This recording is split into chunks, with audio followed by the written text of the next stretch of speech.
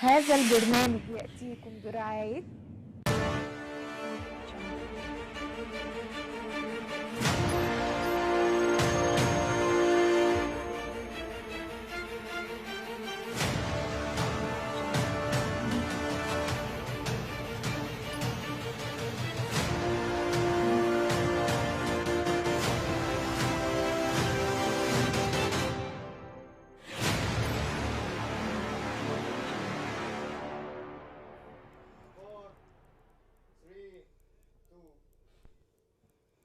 مساء الخير عليكم جميعا، مساء الورد، مساء الفل، مساء الياسمين.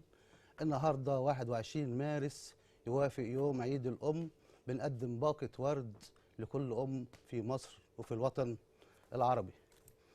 بعد غدا إن شاء الله يوم الخميس موافق يوم 23 أول أيام من شهر رمضان المبارك. أعاده الله علينا وعليكم بالخير واليمن والبركات، وتقبل الله منا ومنكم صالح الأعمال. كل عام وأنتم بخير. أهلا ومرحبا بكم أعزائي المشاهدين في الموسم الثاني في حلقات برنامج ملفات مرئية التي تهم الأسرة المصرية والعربية. في أولى حلقاتنا اليوم سلطنا الضوء على سلسلة منظمات وهو ملف مرئي السلام بين الشعوب. أعزائي المشاهدين، هنطلع فاصل وهنرجع نتحاور مع السادة الضيوف.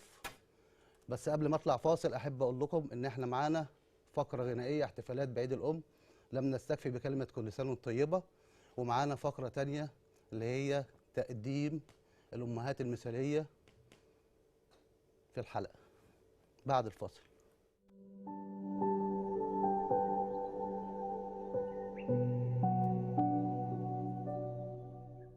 تأسس المجلس العربي الإفريقي الدولي للعلاقات الدبلوماسية وحقوق الإنسان بموجب الإشهار رقم 4128 لعام 2011، وهو أحد منظمات المجتمع المدني الرائدة في مجال العلاقات الدبلوماسية وحقوق الإنسان.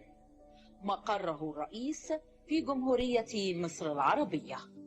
يضم المجلس شخصيات ومنظمات ومؤسسات من دول عربية وإفريقية ودولية، من علماء ورجال في السلك الدبلوماسي ومستشارين وحقوقيين وكبار رجال الأعمال وسيدات المجتمع.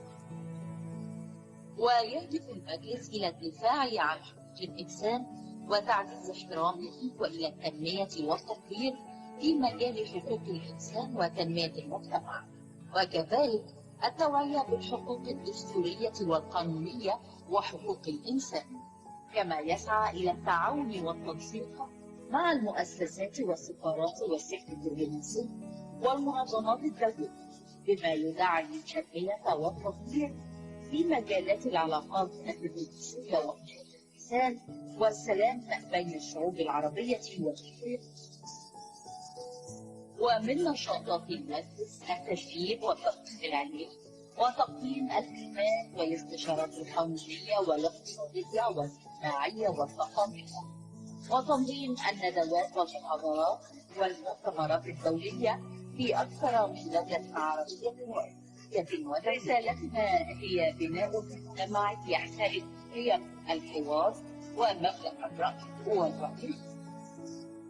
ويضم المجلس العديد من الفروع في إطار تعزيز دور المجتمع المحلي، منها المجلس المصري الدولي لحقوق الإنسان والتنمية، المركز العربي الإفريقي للعلاقات الدبلوماسية والسلام بين الشعوب، التلفزيون العربي الإفريقي، جريدة العربي المصري، مركز التدريب الدولي. ومن إنجازات وفعاليات المجلس مؤتمرات دولية وعربية بروتوكولات تعاون مع الكثير من المؤسسات المجتمع المدني والجامعات، التعاون مع القطاع الحكومي في المناسبات والتعاون الأخرى، المشاركة في العديد من الاحتفالات والفعاليات، وكذلك اعتماد مركز التدريب الدولي التابع للمجلس من الاتحاد الأمريكي للتعليم. شعارنا كرامة إنسانية.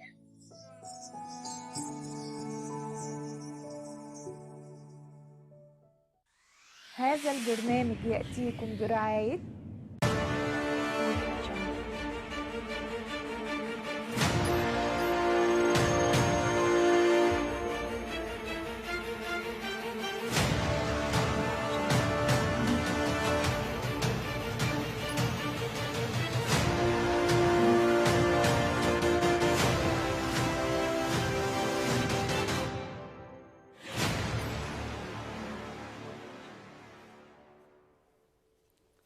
ورجعنا لكم تاني من بعد الفاصل، ومعانا مؤسسة عريقة لها دور ملموس على أرض الواقع يشعر به المواطن المصري والعربي، وهو أحد منظمات المجتمع المدني التي تضم منظمات عديدة ومؤسسات في جميع أنحاء العالم العربي والإفريقي والدولي. معانا المجلس العربي الإفريقي الدولي للعلاقات الدبلوماسية والسلام بين الشعوب. يشرفنا بالحضور اليوم أعزائي المشاهدين المستشار حمدي نوارة، رئيس المجلس العربي الإفريقي العربي الدولي. أهلا وسهلا سعادة المستشار. اهلا وسهلا بيكم، وكل سنه وانتم سعادتك، طيبين. كل سنة وانت طيب، وكل سنه وكل امه مصريه وعربيه بخير، وكل المراه العربيه والمصريه بخير، وكل المراه المصريه في خير وفي سلامه وفي تقدم باذن الله. شرفتنا يا فندم. اهلا وسهلا بيكم فندم. كما يشرفنا ايضا بالحضور الدكتوره شيرين سلامه، المستشار الاعلامي للمجلس. اهلا وسهلا يا فندم. ازي حضرتك يا دكتوره؟ كل سنه وحضرتك طيبه. وحضرتك طيب، والامه كلها بخير، وكل الامهات بخير يا رب ان كل شاء سنه الله. وحضرتك طيبه. النهارده عيد الام، حضرتك ربنا طيب. يبارك لك ويبارك في عمرك. يشرفنا ايضا بالحضور معنا الدكتور احمد فريد، المدير التنفيذي بالمجلس العربي الافريقي الدولي. تحياتي لحضرتك يا استاذ نور يا محمد. دكتور احمد. ربنا يحفظك. كان لازم ليديز فيرست الاول، بس طبعا ما حدش يقدر يتعدى سعاده المستشار. طبعا تحياتي لحضرتك. كل سنه وحضراتكم طيبين. حضرتك طيب. الله. سعاده المستشار، احنا بنتكلم النهارده عن المجلس العربي الافريقي الدولي للعلاقات الدبلوماسيه. سعادتك ادينا نبذه نوصلها للمشاهد، نعرف ايه المجلس وايه دوره. خلينا الاول اعود تاني واهني كل ام مصريه، واقول لهم كل سنه وانتم طيبين، واهني كل ست مصريه في البيت واقول لها كل سنه وانت طيبه، وكل ام بخير وسلامه يا رب. وكان نفسنا ان احنا نكرم كل ام مصريه ونعمل درع وسام وسلام ليها، لكن ان احنا بنشتغل على قد الامكانيات المحدوده للمؤسسه. احنا النهارده المؤسسه المجلس المصري الدولي للعلاقات الدبلوماسيه والسلام بين الشعوب مؤسسه مشهره من 2011. كان الهدف الاساسي منها هو نبذ العنف والتجمع السلام بين القبائل العربيه وبين الشعوب العربيه، وعدم المواجهه بالعنف. احنا اهم حاجه ان عندنا في المؤسسه ان احنا يكون الأذرع الأساسية بتاعتها هي السلام بين الشعوب وبين القبائل، ان احنا نكون كلنا بنهدف الى ازاي نوصل لطريق السلام. عملنا مؤتمرات وعملنا ندوات وعملنا حفلات كان هدفها كلها ان احنا نجمع القبائل العربية كلهم ونحاول نعمل اتحاد سلام بينهم، وكان لينا بقى في الكلام ده اتحاد سلام بين الدول العربية والإفريقية. القبائل العربية والأفريقية. والأفريقية. تمام. والحمد لله قدرنا ان احنا يكون شعار المجلس دايما هو السلام ونبذ العنف والتفاوض والجلوس على طاولة المفاوضات. والحمد لله قدرنا نوصل لحلول كويسة جدا، من ضمنها ان احنا بنتدخل في بعض القضايا الافريقية. تمام مع سعادتك. قدرنا نتدخل لتهدئة الأوضاع في السودان، وقدرنا نتدخل في تهدئة الأوضاع في ليبيا، وقدرنا نتدخل مع بعض القبائل المصرية ان هم ليهم باع ان هم يظهروا الدور الإيجابي للدولة المصرية، ويظهروا الدور الإيجابي للقبائل اللي بتدعم مؤسسات الدولة وبتدعم الاستقرار وبتدعم التقدم وبتدعم الصناعة وبتدعم التجارة وبتدعم الزراعة، وكلهم يعني سعادتك دي الرؤية المستقبلية في دعم الاقتصاد؟ دعم الاقتصاد اللي احنا بنشتغل عليه الفترة اللي جاية، ان احنا ازاي نعمل دور تنموي وتشغيل الشباب. تمام. وكان لينا برضو بقى ان احنا عملنا بعض مشروعات تشغيل الشباب، وكان هنتكلم على الدور التنموي اللي احنا هنشتغله في مجال الزراعة، واللي هيسلط الضوء عليه الدكتور احمد. وكان كان لينا برضو عمل في مجال المرأة المعيلة، وعملنا بعض المشروعات للمرأة المعيلة، وعملنا مشروعات لذوي الأيتام وذوي الإعاقة ومتحدي الإعاقة. كل ده عملنا لهم مشروعات خيرية وقدرنا إن احنا نقدم لهم خدمات. طيب في مجالات تانية اللي هي ازاي نكون قادرين على حل مشاكل بعض الناس وبعض القضايا المهمة اللي بتقابل بعض الناس. حضرتك واخدني كده بسم الله ما شاء الله، اللهم صل على النبي عليك. ما هو لسه فيه، هسأل سعادتك. طيب فندم، بعد اذن معاليك ندخل على الدكتور احمد. بعد اذن معاليك. اتفضل يا فندم، انت قائد الحلقة. حبيبي يا باشا، حبيبي معالي المستشار، انت منور الدنيا كلها. الله منور يخليك الحلقة والله. دكتور احمد، كلمنا عن المشروعات التنموية اللي بيقوم بها المجلس.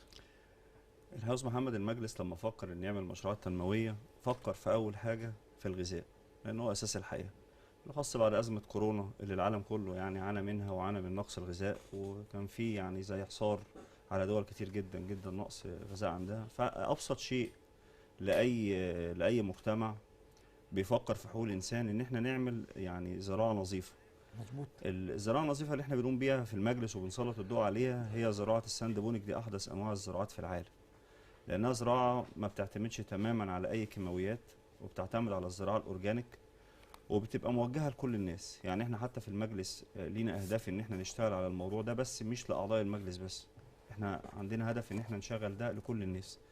وكمان الناس دي حتى لو ما شاركتش معانا، احنا بنستهدف ان احنا نطلع منتج نظيف خالي من اي نفايات للمجتمع المصري والمجتمع بشكل عام، المجتمع العالمي بشكل عام. ده من خلال العمل على تسويق هذه المنتجات داخل مصر وخارجها بشكل كبير. فاحنا بنشتغل في المجلس على الفكره ديت، وبنحاول ان احنا نطورها، وبنحاول ان احنا نعممها في المحافظات. ولان اعضاء المجلس بفضل الله موجودين في كل محافظات مصر، فاحنا بنحاول ان احنا نوسع ده في اكتر من محافظه. كان لينا زياره ميدانيه قريبه جدا مع سياده المستشار والدكتوره شيرين في محافظه كفر الشيخ، وعايزين نستهدف ده بشكل كبير جدا، لانها محافظه زراعيه كبيره جدا جدا جدا. لان الزراعه دي كمان غير ان هي بتعتمد على ان انا بطلع منتج طبيعي 100% ما فيهوش اي نفايات، في اقتصاد كبير جدا جدا في استغلال الميه، اللي هي الزراعه المائيه. هي زراعه ما بتستهلكش اي كميات ميه تماما يعني. ايوه. وهي عباره عن نظام متكامل بقدر من خلاله ان انا اطلع منتج نظيف 100% يبقى امن لاي حد يتناوله يعني. تمام يا فندم. دكتوره شيرين، دور الاعلام في المجلس. اولا الاول قبل ايه اتفضل كموسيقى اعلاميه في المجلس في اظهار دور المراه في المجتمع المصري والعربي. الاول تحيه لكل الامهات بمناسبه عيد الام، وتحيه لكل المسلمين بمناسبه شهر رمضان ان شاء الله. تحيه خاصه لكل الامهات وكل ورحمه ونور على كل الامهات المتوفيات. الله يرحمهم جميعا. الله يرحمهم. الله يرحمه وتاني. دور الاعلام في المجلس، اولا المجلس تولى قضايا المراه من شتى مجالاتها. فدور الاعلام ان هو كان المحور الرئيسي ان هو يدعو عن طريق المؤتمرات وعن طريق الندوات وعن طريق المنشورات المكتوبه على صفحه المجلس، بيدعو المراه لاقامه مثلا مشاريع، عمل مشاريع اللي هي المشاريع الخيريه والمراه المعيله، وفي كمان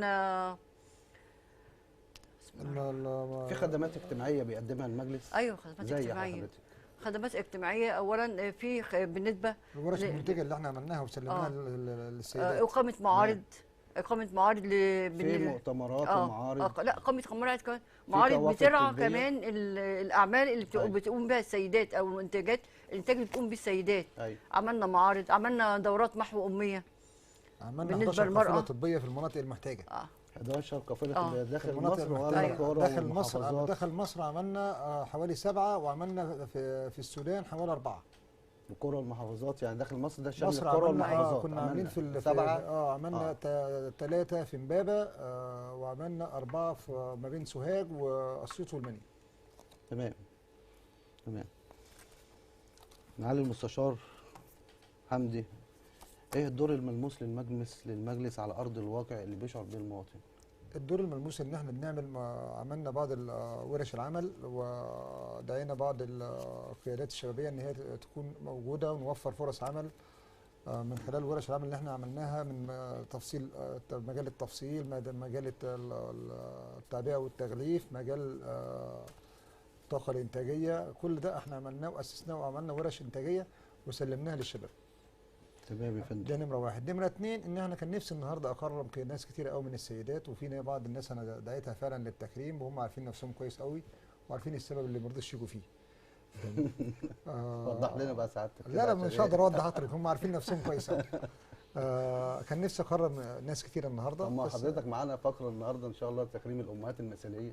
ده يكون لنا الشرف ان احنا النهارده وبعض رجال المجلس هيتكرموا برضه النهارده. بيوافق يوم تكريم عيد الام. طبعا انا اول حد ان انا اسمحوا لي ان انا اكرمه، وهو اول عيد امي يجي عليا من غيرها، ان انا والدتي توفت الشهر اللي فات، وكان نفسي تكون موجوده معانا النهارده، واقول لها كل سنه وانت طيبه يا امي، الله يرحمك يا امي، ومن كل قلبي انا مش عارف اقول لك ايه، ان انا اول عيد امي يعدي عليا من غيرك. ان شاء الله ربنا يرحمنا ويرحمها لها بالرحمه وربنا يتولاها برحمته يا رب. ربنا يرحمنا ويرحمها ويرحم امواتنا جميعا واموات المسلمين في العالم كله. وان شاء الله نلحق بيها على حسن الخاتمه. امين. ربنا يصبرنا ويصبر معاليك. دكتور احمد، في سوابق اعمال في المجلس بالنسبه للزراعه المائيه؟ يعني هل اقيمت مشاريع قبل كده بالفعل على ارض الوطن العربي او المصري؟ الحقيقه مبدئيا يا استاذ محمد، الزراعه المائيه هي زراعه تعتبر احدث انواع الزراعات في العالم، لان هو نظام. قول لي حضرتك سعادتك ما انا هقول لحضرتك المشروعات اللي المجلس عملها، بعد كده هنتكلم عن ايه دورها او هقول لحضرتك هو برضو بدايه هي الزراعه المائيه هي احدث انواع الزراعات في العالم. عشان كده احنا عشان نبقى على ارض الواقع قدرنا ان احنا نحقق حاجه. احنا فعلا عملنا الزراعه المائيه دي موجوده عندنا في مكان في جمعيه عرابي في العبور. المجلس شارك في تصميم المزرعه دي بالكامل، وبيشارك باكتر من شكل للاعضاء واللي بره الاعضاء برضه. وبالفعل الحمد لله رب العالمين بنشتغل فيها باكتر من نظام، مش نظام واحد، يعني نظام لكل المستويات تقريبا بنقدر نطلع منه بفضل الله انتاج. لما بنقيسه وبنعمل عليه تحليلاتنا بفضل الله بيكون نظيف 100%. فبالفعل المجلس نفذ دوت وبيتوسع حاليا ان شاء الله رب العالمين لتنفيذه على مستوى محافظات مصر، وده اللي مساعدنا فيه ان احنا الحمد لله عندنا اعضاء في كل محافظات مصر من مرسى مطروح لحد يعني انت بتواجه تحديات كده، يعني انت كده يا دكتور احمد بتواجه تحديات مناخيه باراضي ناقصه مياه معالجه والكلام ده كله؟ بالعكس احنا التحديات المناخيه اللي عندنا ان انا اصلا مش معتمد على الميه، يعني الميه اللي هي المشكله الحقيقيه اللي العالم كله دلوقتي مش مصر بس او يعني افريقيا بس بتقابلها، انا مش محتاجها. انا بالعكس كميه الميه اللي الزرع ده بيستهلكه كميه بسيطه جدا. بالعكس ده انا بعمل نظام باخد الامونيا اللي موجوده في ميه السمك هي اللي بتبقى سماد عضوي للزرع بتاعي، فما بحتاجش اصلا الميه اللي في الاحواض السمكيه نفسها تاخدها. اي نعم. ايوه. بعديها على تربه معينه، التربه دي بتقتل البكتيريا الضاره اللي بتعملها عمليه معالجه. المعالجه طبيعيه، كل ده شيء بيتم بشكل طبيعي، ما بحطش اي فلاتر. تمام. التربه اللي احنا بنحطها دي عشان كده احنا نقدر نعمل الحاجات دي على اسطح البيوت، ودي موجوده بالفعل بس مش منتشره بشكل كبير. فبالتالي التربه دي بتعمل تحليل للميه تلقائي، بتقتل البكتيريا الضاره، والبكتيريا النافعه دي بتديها للنبات كسماد عضوي طبيعي جدا، وبترجع الميه تاني لحوض السمك بعد ما تم عمليه الفلتره بتاعتها. فبالتالي انا ما بستهلكش تقريبا اي كميه ميه غير كميه الميه اللي هي التبخر بس. يعني ساعتك بتاخدها كسماد عضوي طبيعي 100% طبيعي للزراعه 100%.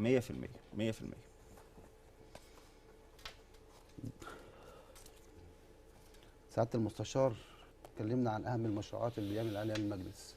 احنا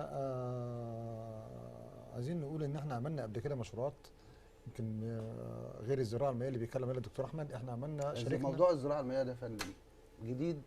ده جديد طبعا. ده جديد بالنسبه للمجلس. ده جديد بالنسبه للمجلس، لان احنا التحديات اللي جايه كلها ان في، انت عارف احنا عارفين طبعا كلنا ان في تحديات بتواجهها مصر في موضوع السد الاثيوبي. ايوه. وفي تحديات ان عدد السكان اللي بيزيد بعدد رهيب، وهتلاقي ان كميه الميه اللي موجوده في مصر مش هتقدر تكفي لا الزراعه ولا كميه عدد البشر اللي بيجي كل مره. تمام. فاحنا ان ازاي ان احنا نواجه المشكله دي، ان احنا اتجهنا على الزراعه المائيه. ده نمره واحد. نمره اتنين، توصيه سياده الرئيس ان هو قال ان لو ما اشتغلناش بسواعدنا مش هنعرف نلاقي منتجات تكفي شعبنا بعد كده. فاحنا هدف المجلس ان احنا النهارده ازاي نوعي الشباب دوت، وازاي ان هو نبدا بنفسنا ان انت ازاي تشتغل وتنتج عشان خاطر تبقى قادر تكفي نفسك. لكن لو اعتمدت ان انت كل حاجه هتجي لك من بره، مش هنلاقي بعد كده اي حاجه هتجي لنا من بره، لان هدف الغرب ان هو يحولنا لدوله مستهلكه. لا، احنا عايزين نرجع تاني لدوله منتجه، وده الهدف الرئيسي بتاعنا، ان احنا ازاي نحول شعبنا تاني وندعوه ان احنا نبقى شعب منتج، ما نبقاش شعب كسول، ما نبقاش شعب مستهلك، ما نبقاش شعب بنستنى ان يجي لنا غذائنا. يعني على كده نستوحى من كلام حضرتك ان في فرص عمل للشباب. اكيد يا فندم، الفرص العمل موجوده، لكن هو فين الشباب؟ الشباب اللي قاعد بأنتخ وقاعد على القهوي. يعني احنا عايزين النهارده الشباب اللي عايز يشتغل. في فئه صالحه في الشعب. ما ده اللي احنا في عايزينه. ناس بتبقى عايزه مش تشتغل. كلنا. مش كله ونقول للشباب عايزة كلهم تشتغل. احنا عايزينكم تيجوا معانا تشتغلوا. احنا أيوة. عايزين الشباب اللي هو اللي يجي يشتغل، عايزين المرأة العاملة اللي عايزة تشتغل، اللي عايزة توجد موارد دخل ليها ولعيالها.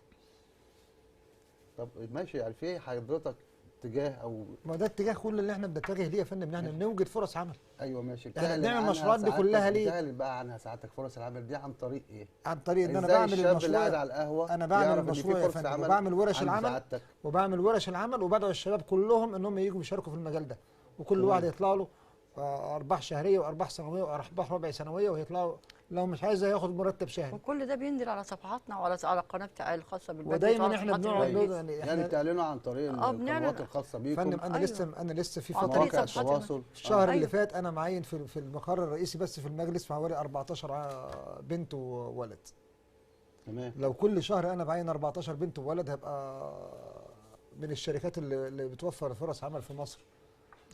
مش هتلاقي العدد ده اللي بيعينوه الشركات. تمام يا فندم. دكتوره شيرين، كلمينا عن ابرز ادوار المجلس بالنسبه في الاحتفالات اللي فاتت، الاحتفالات اللي مضت كلها في تاريخ المجلس. والله الاحتفالات تكريم المرأة عملنا العربية. عملنا احتفالات كتير، زي مثلا تكريم المرأة العاملة، تكريم المرأة المعيلة، وتكريم المرأة العربية. كل دي مؤتمرات كرمنا فيها. بتكرمي سعادتك المرأة المصرية ولا العربية؟ العربية المصرية والمصرية والعربية بتكرم الاثنين. المصرية والعربية يعني نشاط شامل مصر والوطن العربي كله طبعا. كله. ايوه طبعا، لان أيوة. كلنا اخوات. مم. وطبعا وبالذات بقى في المناسبات، مثلا في مناسبات عيد الام، في عيد اليتيم، في المناسبات الدينيه، كل ده احنا بنعمل فيها تكريمات للناس اللي هي بتخص المناسبات ديت.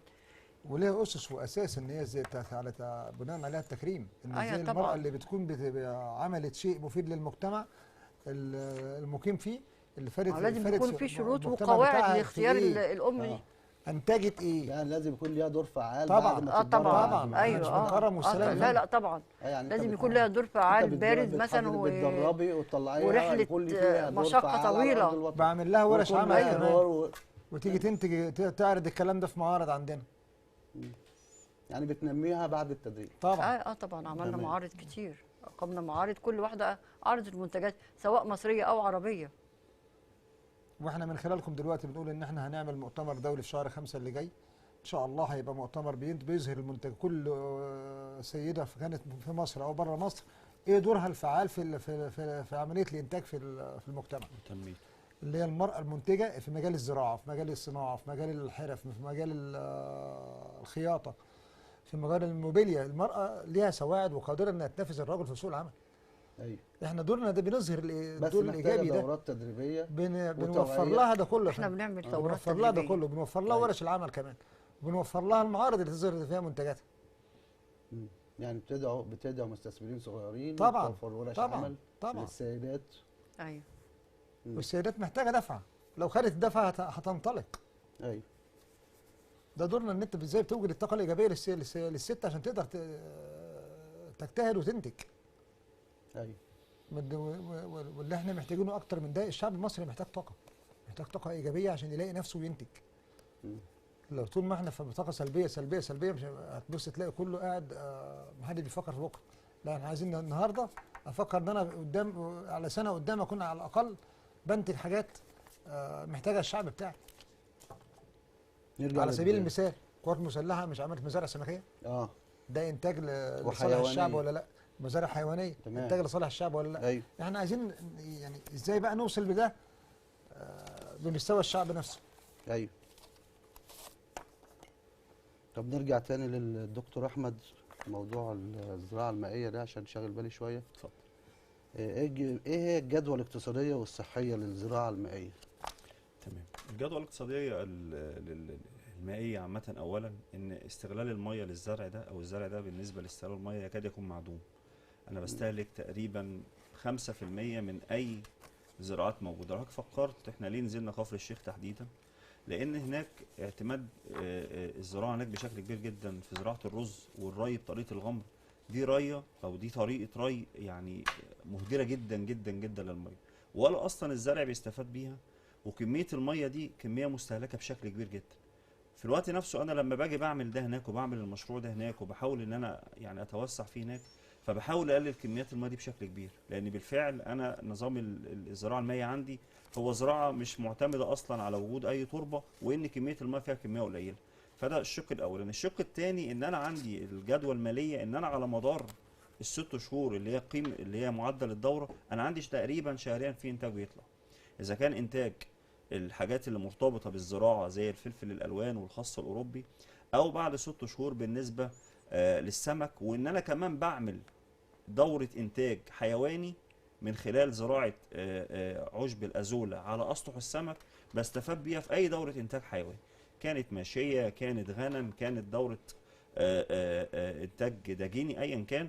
فبالتالي بعمل انتاج متكامل من كل حاجه، وبالتالي على مدار الدوره اللي هي 6 شهور بقدر اطلع عائد شهري، بقدر اطلع عائد كل 3 شهور، كل 6 شهور بقدر اطلع عائد، وببدا اعيد يعني الدوره. الدوره السمكيه بتاخد 6 شهور؟ 6 شهور. الدوره السمكيه بتاخد معاها 6 شهور، نفس ده حد اقصى. ماشي. زراعه الازوله، زراعه الازوله من بدايه خالص بتطلع ايه هي زراعه الازوله؟ الازوله ده عباره عن عشب يعني صديق جدا جدا جدا للسمك وللانتاج الحيواني، حاجه كده زي الفاكهه بالنسبه له، حاجه فيها نسبه بروتين عاليه جدا جدا جدا. بقدر ان انا استدعي بيها. نشأتها من الفطريات؟ لا هي ولا بتبقى بتنشأ على وش سطح على وش الميه بتاعت من السمك. الفطريات. تمام. من الفطريات بتاعت الله السمك. ينور تمام عليك. كده. تمام. في الوقت نفسه انا عندي دلوقتي الازمه الكبيره جدا في البلد اللي هي اسعار الدواجن، لان سعر العلف غالي. الازوله دي بتقدر تغنيني كمان عن سعر العلف ده، لو حتى استهلكت علف بيكون بكميات قليله جدا جدا عندي. بتعمل ايه في العلف الحيواني؟ العلف لدوره الانتاج الحيواني، ما هو محتاج علف. انا بزراعه الازوله دي بقلل الكميه بشكل كبير. ازاي بقى؟ انا عندي 3 انظمه للزراعه المائيه. أيوة. نظام مصغر ونظام متوسط ونظام كبير. النظام الكبير ده بعمل له تبريد وبعمل له تدفئه عشان اعكس المواسم. تمام. فبالتالي كل ما كان عندي الانتاج السمكي كبير واحواض السمك كبيره، كل ما طلع عندي ناتج ازوله كبير اقدر ان انا ازود بيه الانتاج الحيواني والغنمي عندي. تمام. فبالتالي لما بعمل نظام واثنين وثلاثه بيكون عندي فائض اقدر من خلاله اوسع بشكل كبير. يعني احنا لما نوفر زراعه الازوله في مصر هننزل من هنقلل سعر جدا الدواجن جدا من سعر العلف طبعا. أيوة. لان اصل سعر العلف لو انا قللت سعر العلف هترجع الاسعار زي ما هي اكيد. فبالتالي انا لما النهارده بنتج ازوله او انتج اي عشب طبيعي اقدر استخرج منه العلف، فبالتالي السعر بتاعه هيقل لان الطلب عليه هيقل، وبالتالي العرض هيبقى عندي كبير، فبالتالي الاسعار هتنزل تلقائيا. احنا على كده بنناشد بقى كل المزارعين في مصر ان هم يتجهوا لزراعه الازوله عشان نحل الازمه اللي احنا فيها او العالم فيها. المزارعين عايزين توجيه. ماشي، ما احنا بنوجه النهارده اهو، بنوجه لهم رساله، بنوجه رساله لكل المزارعين والمستثمرين في مصر نتوجه لزراعه الازوله عشان نخفف من الازمه الداجنه اللي في مصر على الاقل.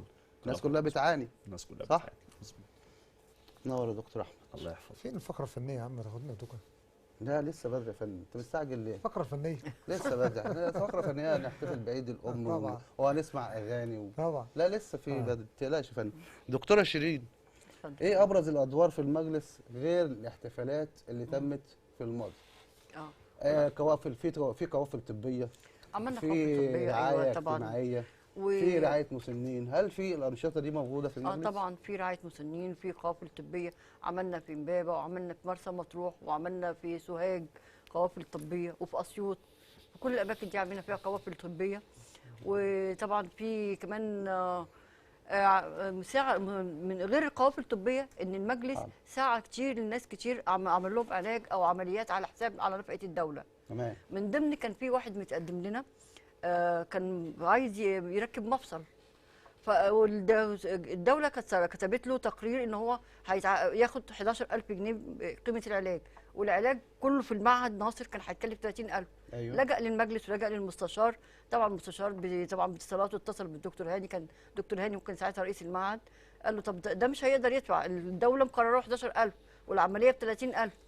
راح الدكتور هاني متفضل بالمشكور وراح مضيله وراح عمل العمليه على نفقه الدوله كلها كامله. دي حاجه من الحاجات. وايام الكورونا المستشار بنفسه، مستشار حمدي بنفسه، كان بينقل ناس يوديهم يعملوا كشف ويعملوا مسحه على حساب المجلس. تمام.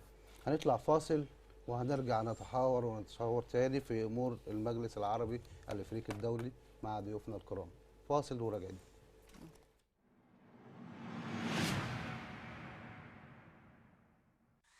هذا البرنامج يأتيكم برعاية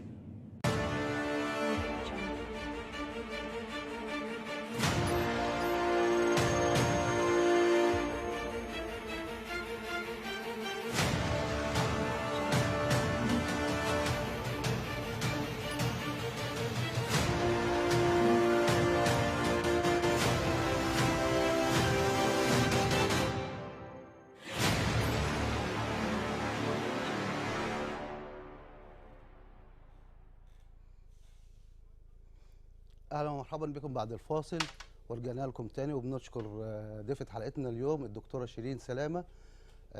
معانا النهارده يشرفنا بالحضور ايضا الدكتورة دعاء عادل، المنسق العام بالمجلس العربي الافريقي الدولي ورئيس قطاع التنمية للمرأة والطفل. شرفنا يا دكتورة، ازي حضرتك؟ الحمد لله. كل سنة ومعاليك طيبة، كل سنة وانت طيبة، كل الامهات في العالم طيبة وبخير يا رب جميعا، كل سنة وكل طيبة. كل قدمت لأسرتها، قدمت لمجتمعها، ليها كل التحية والتقدير والاحترام. كل سنة وهي طيبة. كل سنة وانت طيبة يا دكتورة دعاء. نرجع لمعالي المستشار بعد إذن معاليك عشان انت بسم الله ما شاء الله عليك النهارده. حبيبي حبيبي دكتور المستشار حمدي، في ايه تاني عن الأنشطة الخاصة بالشباب في مصر؟ خلينا من الوطن العربي حاليا. طيب. عشان احنا عندنا أزمة جامدة طبعا شديدة بالنسبة للتشغيل الشباب أو الفتيات، مظبوط كده؟ تمام يا فندم. وجه بس عايزين نوجه رسالة للي قاعدين على القهاوي زي ما سعادتك بتقول. جميل قوي. الرسالة للي قاعد في البيت وبيقول لك مفيش شغل. تمام. لا، مصر فيها شغل. مظبوط. وسيادة الرئيس عبد الفتاح السيسي ربنا يكرمه بفضل الله موفر مجالات شغل ومجالات عمل كتيرة جدا. مظبوط يا فندم. وفي مشاريع العاصمة الإدارية بدليل اديك لسه حضرتك بتقولها، العاصمة الإدارية لوحدها محتاجة سواعد شبابية. الله ينور عليك. سعادتك عندنا مشاريع قائمة كتير قوي في البلد، عندنا قائمة أعمال كتير قوي في البلد محتاجة فعلا سواعد شبابية كتير. اللي احنا محتاجينه ان الشباب يبقى عنده إرادة وعنده قوة ان هو ازاي يتجه لان هو يشتغل بسواعده، يشتغل بايديه، يشتغل يبقى منتج، ما يبقاش مستهلك، ما يبقاش كسول. النهارده احنا بنبدا وبنقول دعوه لكل شباب مصر ان احنا النهارده لو عايزين نتجه للمشروع اللي دعا ليه سياده الرئيس اللي هو خاص بالتنميه الزراعيه، ماشي، عشان مصر ترجع تاني اكبر قوه اقتصاديه في مجال الزراعه. تمام.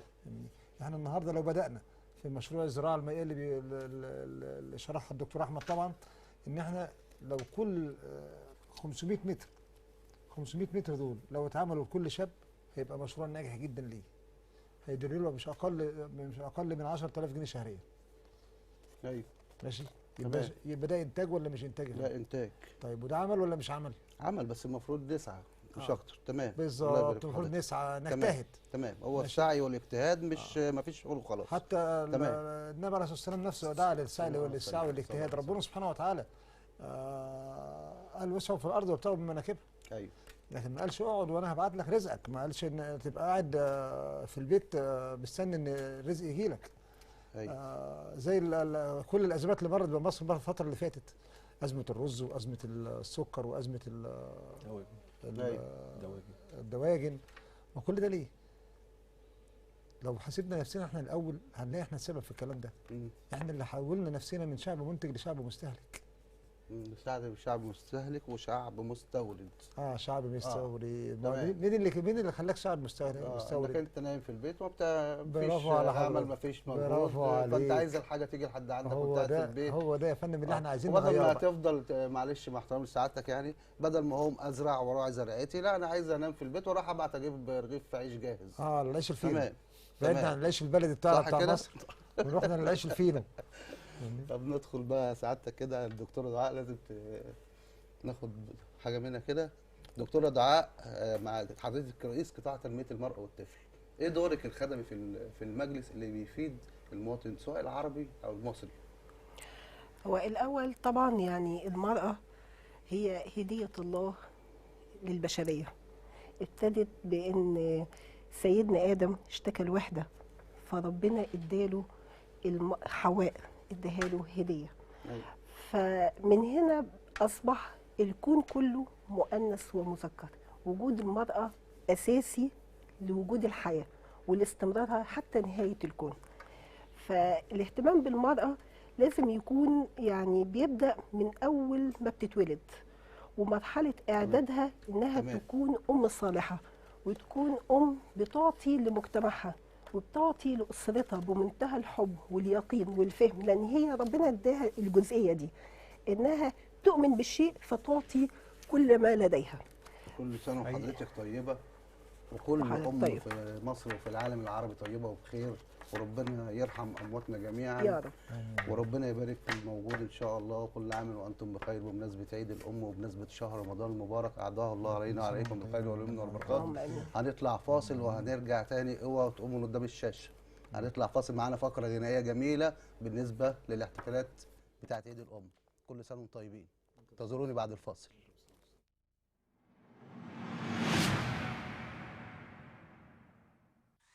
هذا البرنامج يأتيكم برعاية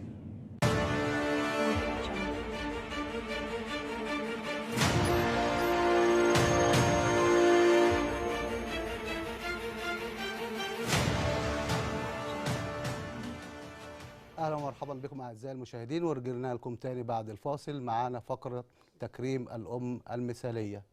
يتفضل المستشار حمدي نوار رئيس المجلس العربي الافريقي الدولي بتكريم الامهات المثاليه. كل سنه وحضراتكم طيبين، واسمحوا لي ان انا ابدا تكريم النهارده بالاستاذه مروه عبد الرؤوف. كل سنه وحضرتك طيبه، وكل عيد ام وانت بخير وسلامه ان شاء الله باذن الرحمن. اتفضلي يا فندم. صحياتي يعني متساوي بالسلام يا فندم. متساوي بالسلام. اتفضل يا فندم كده هنا. ممكن اتفضل استاذه منى ناجي عجاج. كل سنه وانت طيبه يا فندم، وكل عيد ام وانت بخير يا فندم. اتفضلي يا فندم. اتفضل يا فندم. لا مش دي. الامهات الاول. الامهات الاول. الأمهات الامهات الأول يا الاول. فندم. الامهات الاول. الامهات الاول. ثانيه بعد اذن حضرتك. الاستاذه فريال عبد المعطي عمر. الحاجه فريال عبد الحاجة فريال. المعطي عمر، والده الاستاذ محمود ماضي. والدة الاستاذ محمود ماضي. كل سنه وهي طيبه وكل عام وهي بالف خير. تفتكر يا رب. تفتكر يا رب. هاتي الاستاذه مروه.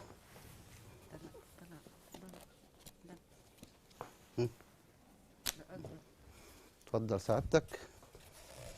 دكتوره شيرين سلامه. دكتوره شيرين سلامه، كل سنه وانت طيبه. وحضرتك طيب. اتفضلي يا فندم.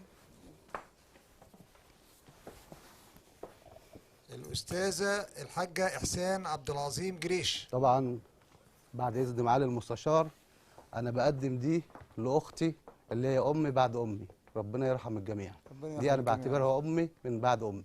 بقول لها كل سنه وانت طيبه وربنا يبارك في عمرك. احنا هنقول كلمه صغيره بس بعد اذن الجماعه جميعا، معلش في ثانيتين. اتفضل يا فندم. بشكر معالي المستشار ان هو فاكر الامهات كلهم على دماغنا، وكل سنه وانتم طيبين جميع الامهات في مصر والوطن العربي.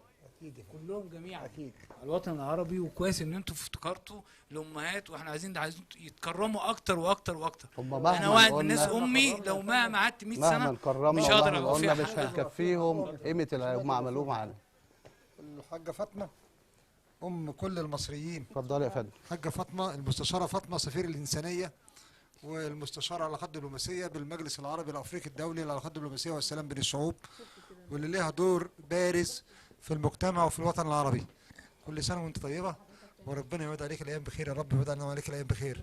تحياتي يا حاج فاطمه. اتفضل يا فندم. لسه طبعا الدكتوره دعاء والاستاذه مروه اهم الامهات المثاليه. الدكتوره دعاء.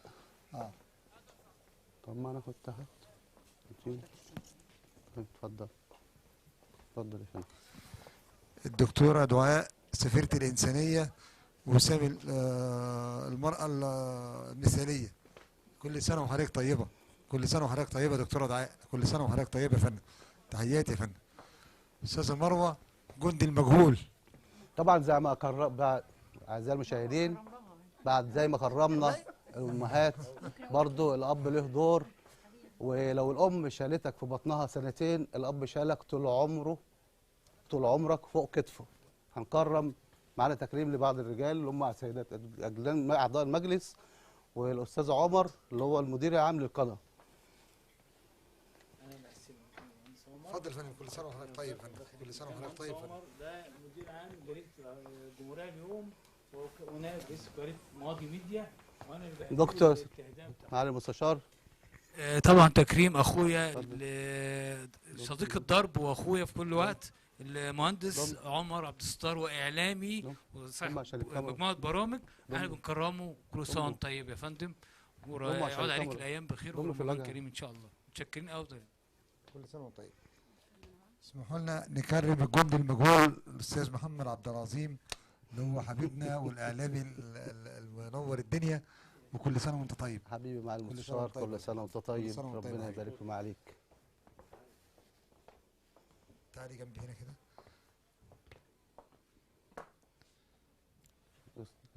استاذه ايوه ابو رشد. تكريم باسم الاستاذ اسامه محمد. هتستلموا عنه الاستاذه ايه ابو راشد. اتفضلي يا فندم. كل سنه وحضرتك طيبه يا فندم. استاذه ايه ابو راشد، كل سنه وحضرتك طيبه. السيد اشرف الوكيل. الاستاذ اشرف الوكيل. كل سنه وانت طيب يا فندم. كل سنه وانت طيب يا فندم. اتفضل يا فندم. كل سنه وانت طيب يا استاذ اشرف. اتفضل يا فندم. اتفضل يا فندم.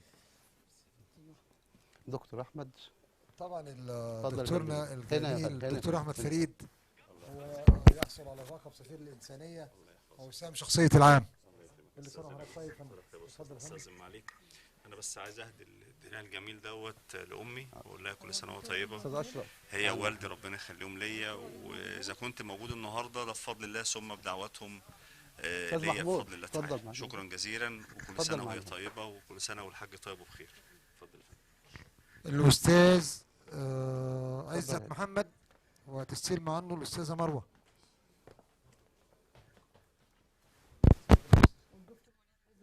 والدكتور وليد عزت برضه تستلموا عننا الاستاذه مروه.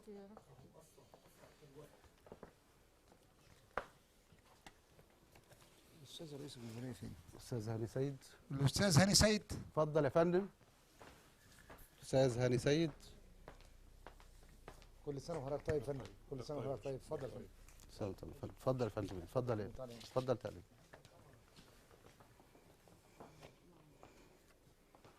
ده درع معاليك سعادتك. اتفضل سعادتك. حاجه بسيطه يا فندم ان احنا نقدمه لمعالي المستشار المجلس كله من جمهوريه اليوم ووكاله ماضي ميديا، وانا ينوب عنهم محمود ماضي ينوب عنهم من كل فريق العمل. شاكرين يا فندم جدا. ده سعادتك متكرم بيه الاستاذ محمود ماضي. هات يا فندم. اتفضل. استلم سعادتك منه الدرع. الاستاذ محمود ماضي يا باشا. الله يخليك يا فندم. طبعا انا بهدي الدرع ده لوالدتي ولاخواتي واخويا الكبير ايمن ماضي والحاج محمد ماضي، وبقول لهم بسببكم انا جيت هنا. استاذ محمد ابو عمره. الاستاذ محمد ابو عمره، كل سنه وحضرتك طيبين. هنستلمه بناء عنه سعادتك. الاستاذ محمد بالنيابه عنه. تمام. اتفضل. خلاص كده. معانا فقرة غنائية بعد التكريمات. بنقول لكل السيدات الموجودة وكل الأمهات الموجودة كل عام وأنتم بخير، ربنا يعود علينا وعليكم بألف خير. ومعانا فقرة غنائية إهداء ليكم ولكل أم في مصر وفي الوطن العربي. معانا المطربة الشابة الموهوبة ميار. اتفضلي.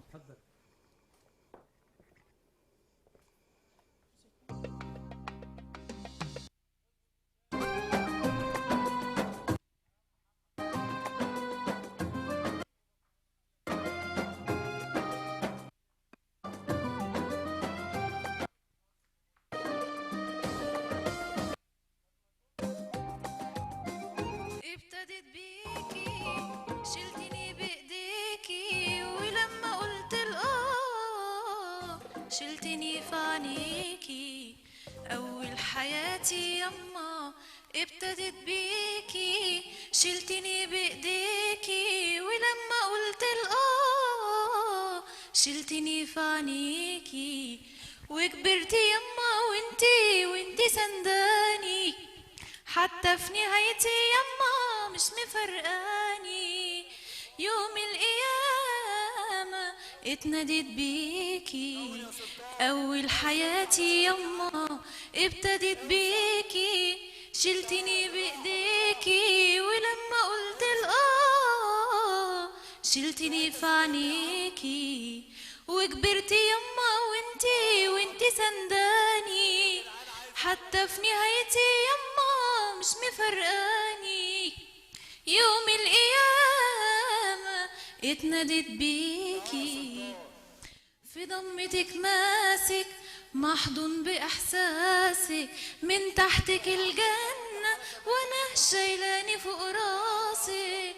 في ضمتك ماسك محضون بإحساسك، من تحتك الجنة وأنا شايلاني فوق راسك، وكبرتي يما وانتي سنداني، حتى في نهايتي يما مش مفرقاني. يوم القيامة اتناديت بيكي.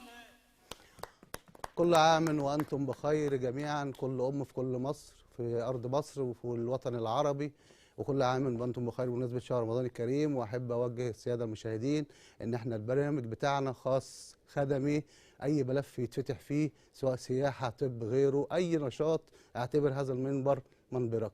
كل عام وأنتم بخير، وانتظروني في حلقة جديدة بملف جديد. سلام عليكم.